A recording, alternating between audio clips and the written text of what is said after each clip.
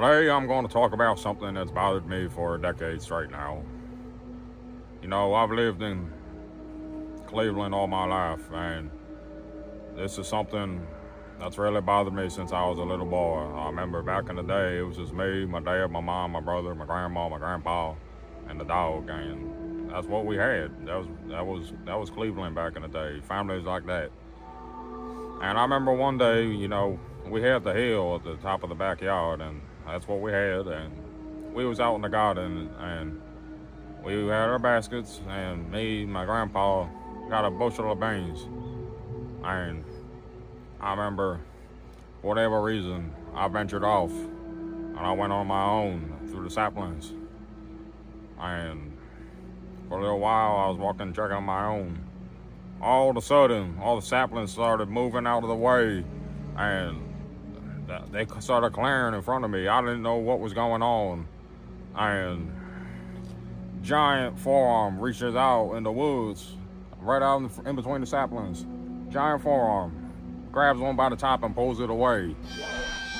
I've never seen anything like it in my life, and I haven't seen anything after it like that in my life. It scared the living daylights out of me, and to this day, it's been really hard for me to talk about. And I bottled this up for a really long time. And I think, you know, I got some really good friends here with you guys on the Cleve team. And I think I can finally come out and talk about this. And, you know, really, my grandpa, I told him, he said, never talk about this. And I wish to God I had listened, but that was that. It damn near ruined my life. It ruined my brother's life, and to this day, he won't talk about it. HuckleBrauer doesn't impress too easy.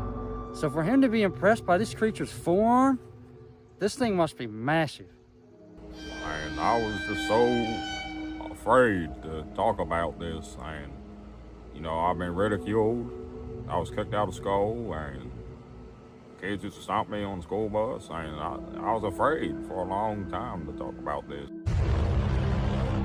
It's been 10 years since my encounter with the Cleveland monster beast, and I have no doubt in my mind that it was, in fact, a monster beast.